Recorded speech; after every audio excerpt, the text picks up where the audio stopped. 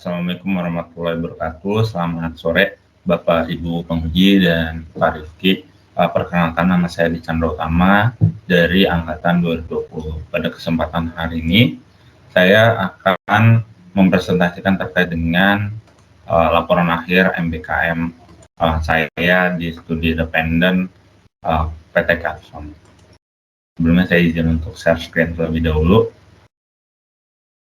Baik.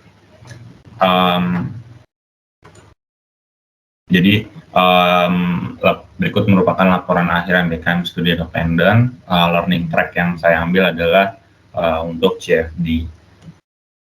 Sebelum lebih jauh, saya nanti bakal mempresentasikan juga terkait dengan relevansi nilai dengan apa yang saya pelajari di studi independen ini, seperti itu.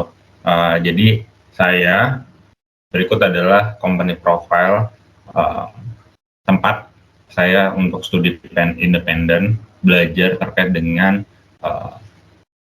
CFD dan lain-lain halnya yang terkait dengan mechanical engineering. Namanya adalah PT Katfom Simulation Technology Indonesia, tapi biasanya dikenal Katfom Indonesia. Nah, PT Katfom ini itu berada di bawah Katfom SIE atau Southeast Asia, menjadi penyedia lisensi resmi dari Software Engineering ANSYS itu sendiri. Jadi pada batch 5 ini Katfom bekerja sama dengan program studi independen bersama Kampus Merdeka Indonesia. Dan Katfom juga salah satu pelopor simulasi numerik berdasarkan metode elemen hingga atau FEM. Jadi Katfom adalah salah satu pemasok komputer aided engineering CAE terbesar di Eropa juga, seperti itu. Kemudian untuk di kampus merdekanya di Katfom, para peserta ini bakal didampingi dalam program ini oleh para mentor yang udah punya pengalaman basicnya di industri, di engineering simulation. Bahkan peserta juga diwadahi lebih dalam terkait dengan expert-expert lain yang berada di forum atau komunitas online di seluruh dunia bahkan.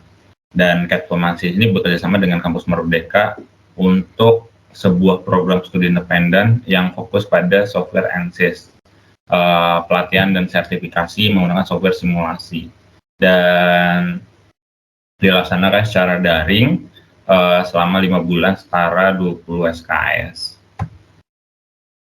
Kemudian program yang mereka tawarkan selama keberjalanan 5 bulan ini atau 1 semester, mereka mempunyai 4 program. Yang pertama learning track-nya itu bisa diakses dalam website AIC, dan di sana banyak kurikulum yang diambil dan diarahkan oleh mereka, dari mulai basic fluid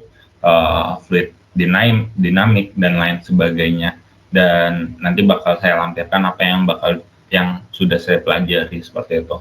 Learning track yang nanti bakal di tracking progresnya sampai 1 semester ini. Kemudian ketika kita bingung, kita juga ditawarkan untuk join ataupun untuk aktif juga dalam forum. Jadi di sana kita mendapatkan jawaban-jawaban atas pertanyaan kita berdasarkan expertise yang ada di ANSYS ini, seperti itu. Selain itu, jika peserta itu tidak mempunyai komputer yang memungkinkan dan speknya tidak memungkinkan, dari Katfom Indonesia ini menyediakan virtual lab yang bisa diakses untuk seluruh pesertanya untuk menyimulasikan ANSYS gitu, dan mereka menggunakan Microsoft Azure. Dan terakhir, mereka juga proof of kompetensi. Jadi seperti di bulan-bulan ini saya sedang menjalani juga sertifikasi. Nantinya itu sebagai tambahan international certificate dan badges, seperti itu. Kemudian ANSYS learning track-nya itu kami belajar 20 bulan, total 45 jam per minggu. Jadi dibagi menjadi beberapa bagian, yaitu yang pertama video pembelajaran, handout materi, dan quiz sistemnya. Kemudian yang kedua simulation dan simulation homeworks. Jadi ada dua. Nah, nanti dibarengin juga dalam sela-sela itu nanti ada monitoring atau mentoring di setiap minggu itu ada seperti itu. Dan di tahap yang terakhir baru ada namanya sertifikat internasional dan sebuah mini project yang dikerjakan secara berkelompok seperti itu. Dan programnya sendiri itu ada dua. Kalau misalkan yang ada di platform ini, yang pertama terkait dengan basic of fluid dynamics, ini kaitan dengan CFD, dan yang kedua terkait dengan FEM atau di sini Physics of Structural Mechanics seperti itu. Untuk saya yang ambil learning tracknya adalah CFD itu sendiri. Terdiri dari beberapa macam bahan pembelajaran seperti what are fluid, fluid static, fluid kinematic, government equation of fluid, dimensional analysis and similarity, simple approximation of fluid flow, terus viscous laminar flow, international certification exam, hingga mini project seperti itu. Dan review course material yang saya udah ambil dalam satu semester ini, yang pertama adalah what are fluid. Pertama kali diajarkan yaitu ada introduction terkait dengan fluid dynamics itu apa, properties dari fluidnya itu apa, dan masing-masing flow classification itu seperti apa, dari turbulent, laminar, dan lain sebagainya. Kemudian ada beberapa tugas simulation example itu terkait dengan natural convection in square cavity. Nanti saya lampirkan di belakang apa yang sudah saya kerjakan, dan di sini juga ada sesi mentoring seperti itu. Kemudian di bagian kedua itu ada fluid static, di week keempat sama week kelima itu ada introduction fluid static itu apa, dikenalkan juga hydrostatic equilibrium dan buoyancy bersama rumus-rumusnya, barometer dan manometer. Kemudian ada simulation example-nya bersama dengan homework, quizesnya itu seperti apa, dan lain sebagainya. Dan di sini kita lebih didalamin lagi terkait dengan fluid ataupun menyelesaikan pressure problem di bawah dan di atas dari permukaan laut seperti itu. Dan simulation example-nya waktu itu ada YouTube manometer dan submarine, perbedaan pressure-nya seperti itu. Kemudian ada fluid kinematics di week ke-6 dan week ke-7. Ini kita belajar terkait dengan introduction fluid kinematic itu apa, motion dari fluidnya itu apa aja sih, kita dikasih tahu terkait dengan visualisasi pengukuran dari pergerakan fluida dan lain sebagainya seperti itu. Dan juga sama, kita juga belajar simulasinya itu seperti apa, baik case ataupun baik problem solving yang ada di sana. Dan di sini kita belajar cyclone separator seperti itu.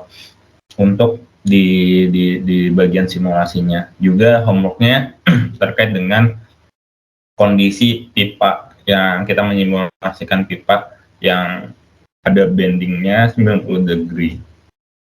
Kemudian ada governing equation of fluid. Kita belajar banyak di sini terkait dengan rumus-rumus yang ada di terkait dengan fluid dynamics seperti momentum dan energi, persamaan, konservasi massa, dan lain sebagainya seperti itu. Dan sama ini juga ada simulasi dan homework seperti yang ada di layar. Kemudian ada fluid dimensional analysis and similarity di minggu ke-11 dan minggu ke-12. Kita belajar dikenalkan terkait dengan dimensional parameters, mengulang juga terkait dengan apa yang ada di matkul McFlow ataupun di termodinamik dan lain sebagainya. Kita dikenalkan juga the Buckingham-P teorema dan lain sebagainya. Simulasinya pun kita menyimulasikan model sayap yang ada di pesawat itu seperti apa. Kemudian ada simple approximation of fluid flow di week ke-13 dan week ke-14. Di sini kita belajar terkait dengan incompressible dan inviscid flows, potential flow-nya itu seperti apa, dan tipe-tipenya itu apa aja sih di dalam potential potential flows gitu, kayak flow sink dan lain sebagainya gitu. Terus simulasinya kita waktu itu salah satunya adalah pivot tube untuk disimulasikan. Kemudian viscous laminar flow pada ini berlangsung 3 minggu, di minggu 15, 16, dan 17. Kita belajar external flow itu apa, bedanya apa, dan lain sebagainya. Terus contoh-contohnya seperti apa, kemudian ada internal flows gitu. Dan di bagian ini, makanya lama, itu ada kita juga disuruh untuk menyimulasikan terkait dengan turbin Savonius, di mana itu termasuk ke external flows seperti itu. Disuruh untuk mencari gimana sih untuk mencari bentuk turbin yang optimal seperti itu. Kemudian di 3 minggu terakhir, yaitu di minggu-minggu ini, kita lagi diperintahkan untuk International Certification Exam, dan terakhir kita juga lagi sedang menyiapkan terkait dengan studi kasus ataupun mini project terkait dengan renewable energy seperti itu. Dan ini beberapa contoh gambar-gambar hasil simulasi yang saya telah kerjakan seperti itu, dari what are fluid kinematic, cyclone separator di situ. Terus ada simple approximation-nya, ini ngejelasin terkait dengan apa sih gangguan-gangguan yang ada di belakang-belakangnya seperti itu. Di bawah itu ada submarine, kita coba terkait dengan pressure yang ada di bawah laut itu seperti apa. Terus ada governing equation of fluid, ini terkait dengan gas buang yang ada di sana. Dan yang di bawah itu adalah dimensional analysis and similarity. Nah, di sini kita menyimulasikan turbin Savonius seperti itu. Dan viscous laminar flow di sini kita mencoba simulasikan untuk pendinginan pada panel surya. Dan selanjutnya adalah relevansi pembelajaran, termasuk saya ingin mengkonversi atau mengupgrade nilai. Harapannya ini bisa diakses oleh Bapak Ibu sekalian seperti itu. Relevansinya itu seperti apa? Yang pertama terkait dengan mekanika fluida 1 dan 2. Jika saya tinjau berdasarkan dari CPL dan CPMK dari website teknik mesin, seperti gambar yang ada di atas, itu mekanika fluida 1, gambar yang di bawah itu mekanika fluida 2. Relevansinya adalah pembahasan utama dalam studi depan ini cocok mengenai fluida dan sangat relevan dengan CPMK pada mekanika fluida 1 dan 2. Ini termasuk dalam basic fluid kinematic, dimensional analysis, approximation of fluid flow, viscous laminar flow, persamaan Navier-Stokes, analisis aliran pada benda, lift and drag-nya itu seperti apa, viscous dan incompressible flow-nya juga pun dibahas. Saya rasa ini juga termasuk rekomendasi dari PT Kavem untuk dikonversi, dan saya menilai bahwa ini sesuai dengan CPMK atau CPL yang telah disediakan oleh Bapak Ibu sekalian seperti itu. Kemudian ada mesin fluida dan perpindahan. CPMK itu seperti ada yang digambar, yaitu salah satunya mengenai tentang konstruksi pompa, kompresor, dan lain sebagainya. Terus perhitungan-perhitungan dan perancangan pompa. Relevansinya adalah pada program ini beberapa course itu membahas tentang pompa dan simulasi perhitungannya, gas buangnya, dan fluida yang mengalir agar dapat menjalankan fungsi secara optimal pun kita coba untuk dikerangkakan ataupun dicoba untuk secara lebih dalam untuk menghasilkan perhitungan-perhitungan atau fungsi-fungsi yang optimal terkait dengan sudu dan lain sebagainya seperti itu. Kemudian ada perpindahan panas 1 dan 2, CPMK dan CPL-nya seperti yang ada di layar. Pastinya ini sangat sesuai dengan perpindahan panas 1 dan 2 dengan studi independen yang saya sedang lakukan, yaitu terdapat beberapa course membahas materi perpindahan panas, seperti mengenai fenomena perpindahan panas di simulation example natural convection in a square cavity. Homework room-nya juga dengan air conditioning fan, conservation of energinya, kita belajar di lesson 5, terus simulation example cooling electronic using heat sink-nya. kita juga belajar gimana sih perpindahan-perpindahan panas melalui konduksi, konveksi, dan secara radiasi, sehingga nanti disimulasikan hingga kita dapat mengeksekusi secara empiris seperti itu. Kemudian ada motor bakar torak. Di sini saya cantumkan juga CPL dan CPMK-nya. Relevansinya pada program ini terdapat beberapa course yang membahas materi menyangkut motor bakar torak. Dalam aspek seperti yang disampaikan pada CPL, ini mempertimbangkan aspek keteknikan, gimana sih safety faktornya, rekayasa engineering untuk menghasilkan sistem yang optimal itu seperti apa. Contoh lain adalah simulasi keluaran dari gas buangnya, itu seperti apa. Itu salah satu contohnya, seperti itu. Kemudian ada termodinamika 1, relevansinya pada program ini terdapat beberapa course yang membahas materi yang bersinggungan langsung dalam aspek termodinamika dan material lingkungan seperti efisiensi dalam siklus panas sebuah penukar udara. Contoh lain adalah kayak cyclone separator dan lain sebagainya. Dalam hal pembelajaran lain itu kita membahas juga compressible fluid dalam course-nya, terus belajar mengenai kompresi isentropik pada piston silinder, dan juga kita juga belajar juga menyimulasikan di sana seperti itu, sehingga bisa menghasilkan suatu kesimpulan yang bagus dan optimal untuk saran-saran untuk kedepannya seperti itu. Saya rasa ini sesuai dengan problem-problem atau CPMK yang ditargetkan oleh Bapak Ibu sekalian seperti itu dalam aspek teknikan. Kemudian proyek inovasi. Proyek inovasi ini adalah matkul yang ditawarkan oleh Prodi ya, terkait dengan studi dependen ataupun MBK yang lain.